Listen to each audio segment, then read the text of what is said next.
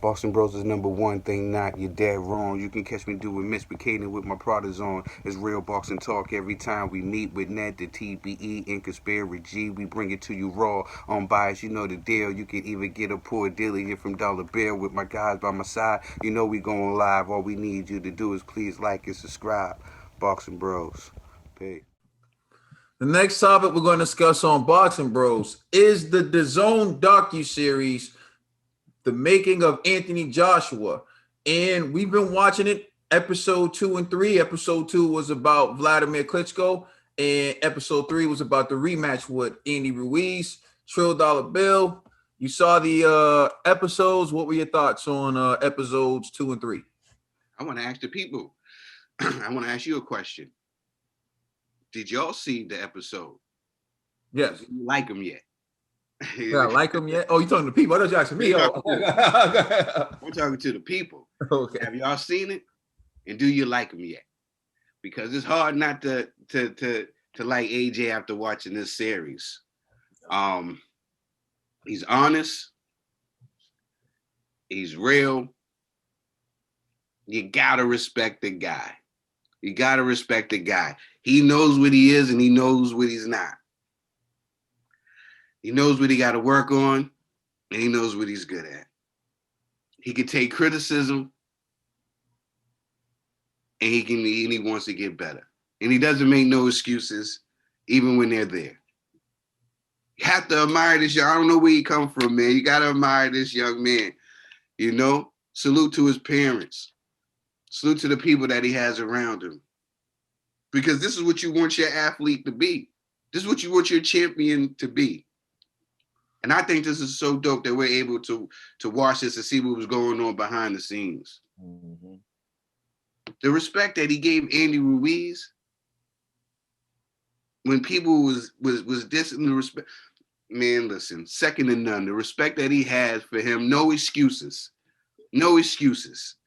Just went back to the drawing board and did what he had to do. Man, listen, I don't know. If y'all got to go and watch this series, it's hard not to like this kid, man. This is a great champion. This is what you want your champion to be. I'm not an AJ fanboy. I was one of the people that was real critical on AJ. I used to be like, man, why is he like a robot? I said the same exact things that everybody else said. I said, tell the boy get in the pool, loosen up. You know what I'm saying? He need to be more loosey-goosey for me. You know what I'm saying? That's what I used to say. Kaden to tell you. I want to actually, I'll just jump in real quick, just because we've always given a background on G's position, but never on yours. Yeah. Phil actually felt like Joshua was too bulky, too muscular, and he felt like it was going to come back to bite him. He said he felt like he needed to get more lean and he needed to use the jab more, all types of things, which ended up being true. But I think what happened with Trill, and when I saw Trill just start liking Anthony Joshua, was after Ruiz 2, when Joshua did all those things and like it showed that he really cared about boxing. That's when Trill was like, I like that kid. Yep. And I went out the window. I jumped out the window. Even on the episode, I said it was really Muhammad Ali-ish. I got some flack in the comment section. If you go back and watch it, everybody felt that same way. They felt that same energy. AJ showed that he loves this sport and he cares about this sport. Kudos to AJ. You made me a believer. You know what I'm saying? You made me a believer. So salute to you. Conspiracy G, Slippery G. I agree 1,000 with what Trill just said. Like, I understand. And I know people, you know, like, oh, this is the Wilder fan of the show. But I never necessarily hated AJ. I just always favored Wilder over AJ. But watching this 3-part series, I have to be honest, man. Like, the growth that he showed, the maturity, the self-reflection, which I think is key just in any profession, is like how to utilize self-reflection. Like, you notice your mistakes, how do you improve upon them, right? Like AJ, when you watch it, like I remember the first episode was the Dillian White thing, right? And he talked about how he used to be like overly emotional in the ring. Then he talked about Klitschko and how he still was like just using emotions, but then he realized like, oh snap, I'm getting tired, I'm getting fatigued. And then, you know, it goes into Ruiz where he realized, yo, I had to create a whole new game plan to defeat this man, including adding on to my team. And to me, that was important. That was key. And so I just hope in my heart of hearts, a guy like Deontay Wilder watches that series and go, you know what, I could learn from AJ. Like, although, you know, this is your not like a colleague, but you know, within this, y'all in the same field, right? And it's okay to learn from other people. Like, swallow your pride. Like, learn from what people are doing good. I hope Wilder's like, hey, you know what? All right, I gotta take it serious. AJ was talking about how he was reviewing tapes, how he changed up his team. He did a number of things that I feel like, you know, that's a person who really is taking his craft serious. And it was just a beautiful thing to watch. Like, even when like this is something that when I watched the Ruiz 2 fight, this was my number one concern about AJ moving forward, right? Was did he lose his killer instinct? Right? That was always in the back of my mind. And he talked about it in that episode 3, where his team had to remind him, stick to the game plan. That to me was so reassuring for me because I'm like, all right, AJ still has it, but he's smart enough to work against that. You know, like, you already went in, stick to the jab, this and the third, but he's still in the back of his mind, if he needs to activate the killer instinct, he's gonna do that. So I'm more assured, like, him going into this Fury fight, because that was one of my hesitations. Like, I don't know, man, if he still got that, because like the AJ versus Klitschko, that to me is the AJ that will violate Fury, you know. But now this is post Ruiz, you know, the Ruiz knockout. But what I seen on that episode, it told me AJ's good, you know, and so like he has enough eyes, enough members on his team that have like a smart game plan. Even when Ruiz's Andy Ruiz's trainer was talking about it, you could tell like he's like, damn man, like he was pretty much what he's saying was, I was hoping for AJ to mess up. You know what I'm saying? And AJ did not mess up. Yo, man, salute to AJ, man. Like, even if I wanted to hate on him, man, it's hard for me to do it. I have to be honest, yo. It's like, it's really tough. Like, and I be wanting to hate on people, and I just can't do it with AJ, bro. You know what I'm saying? Like, so me, if AJ and Wilder ever happen, I'm still gonna root for Wilder. But I'm gonna feel bad at the same time. You know what I mean? Because I fell in love with his story. Like, you know what I mean? Like the growth, just the way they put the story together, you know. And I think those are like his 3 signature fights. When I actually think about AJ, Dillian, what's his name, Klitschko, and Andy Ruiz, like these were like fights that is like, okay, because all the other ones was cool, but those are the ones that when you think back on his career, those were the ones that had the most significance to AJ. So salute to DAZN. I definitely enjoy this. I hope they could do this with other fighters also. You know, like that'd be dope if they could do it for like a Canelo. They're doing Triple G next, I think. You know, Daniel Jacobs, like that's doing Triple G next. Yeah. I want Dillian next, but hey, honestly, Dillian's would be the livest one. Dillian's would be and plus with Dillian gonna talk mad smack, bro. Mad trash. You know he's gonna talk a lot of rubbish. Yeah, but my only negative thing about the series was I do wish they interviewed all 3 fighters. I wish Dillian was interviewed. I wish Vladimir Klitschko was interviewed, and I wish what's his name, Andy Ruiz was interviewed. Oh, but I like to say one last thing on episode 2, which I thought was so interesting, right? When Klitschko rocked AJ and had AJ hurt, and what happened in Klitschko's corner? His trainer saying go for the kill, but his brother's like, nah, bro, like relax, you know, be patient. And so he had a choice to make, and he chose his brother Vitali over his trainer, you know. And so it's just interesting to see that, because I always wondered, I'm like, damn, Klitschko dropped the ball, you know. But that comes to show, like, yo, you're taking gambles, and it's not just the fighter. The fighter also listens to his corner. So, you know, I just thought like those storylines behind the scenes is great for the viewers. You know what I mean? Because you get to fully grasp what a fighter's going through and why they make the decisions that they make. So salute to DAZN for that. Yeah, there was so many things about the docuseries that I found interesting. From the first episode, my biggest takeaway was when he was talking about Dillian White, he pointed out how he didn't know about punch selection. And like he was just going off of like feel and emotion in the fight. Then when he talked about Klitschko, he kind of hinted towards the same thing. Like he's the polished boxer, high boxing IQ.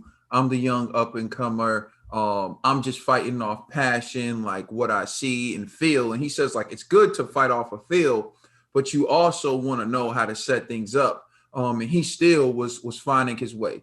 But one of the coolest things about that episode to me, that struck me, because this is crazy. When he fought Vladimir Klitschko, he was still living with his mom, and he got in his car. He got in his car and drove himself to the fight. He's on the highway driving himself, his family and everyone there on the highway driving himself to the fight. And he's thinking about, like, yeah, I gotta go fight Klitschko in his car driving to the fight. And I'm just thinking about all the times that I've driven myself to like games, like not even like official games, like just tournament games, like, you know, leagues, little pickup leagues, or even to just play pickup in the morning. And I'm like, yo, I'm thinking like when I get there, like someone's going to catch this fade. Like this dude's driving himself to this massive event, 90,000 people in an arena. How down to earth is that? He ain't pulling up in no limo. He's not pulling up in no stretch Hummer. This man drove himself, surrounded by his family. He drove himself with Dillian White's pants. Listen, the fight, Dr. Steel Hammer. Exactly. Listen, and real quick before we go in, bro, I just want to show everybody my regards that I have for Mr. Klitschko. I got him up there with Larry Holmes and that level of fighter. Okay, so that just shows you the respect that I have for Klitschko. But go ahead, my brother. No, I'm just saying, think about this. For real, this is what I was thinking when he said that. Because this is how crazy things are, because people don't understand this at all. The man who lived with his mama, the man who drove himself to the fight, moments later was being lifted on this podium with all this fire, all these fireworks going off behind him, and he had to walk in the ring and do a job. Can you imagine psychologically? Like, he's not on that level. He's not the guy you see today who's made all this money. He's the guy who drove himself to a fight. He's the guy that has to prove himself. 90,000 people. All the stuff that's happening around him was worth more than him at this time. It's all bigger than him. And he has to live up to it. And then he walks in the ring with Klitschko and puts on that performance. Is unbelievable to me. So that's one thing that's going on in my mind. The second thing that's going on in my mind is he gets dropped by Klitschko. He gets dropped by Klitschko and he survives. Now, G brought up a point. Jonathan Banks told him go for the kill. Vitaly told him to relax, right? Now, remember, Klitschko was just dropped the round before. Like, so it wasn't like he wasn't at risk of getting hurt. And I think Vitaly's advice was, yo, you even it out. Just go ahead. You're the better boxer. You're the better fighter. More boxing IQ. And I think Jonathan Banks started to see, like, if he recovers, you're done. So they both gave him the right advice from their standpoint. But for him to beat Klitschko and to just hear, like, that story to me was, like, amazing. Because sometimes people think because you're a superstar, people think everyone they see on TV is millionaires. It's unbelievable to me. And people think they know everyone's pockets. So that's why they're shocked when they see these athletes go broke. They think all these athletes do is make money and then just they don't understand. Like, so, you know, for AJ to say what he said was just crazy to me because I was like, yo, that's dope. But then you fast forward to episode 3 and he's fighting Andy Ruiz. See, this is AJ that reached the pinnacle. This is AJ that was on top of the world. This was AJ that had it all. And the mindset was different. See, what I took away from episode 1 and 2 was hunger. He was hungry. The guy who was driving himself, the guy who was borrowing Dillian White's pants, that guy was hungry. the guy who fought Andy Ruiz in Madison Square Garden, I bet you AJ didn't drive himself. He had everyone to drive him in, right? He had all the, so now he's worried about what people think of him. All this stuff. It's no longer about the hunger. It's about, look what I got, what I have. I don't want to lose what I have. See, that was the mindset. Then he lost to Andy Ruiz. And then what I saw again was the hunter mindset. Everyone said, well, he's done. He can't beat Andy Ruiz. It might happen again. And that's when he said in his mind, he was like, yo, I know what I did wrong. I'm going to get it back.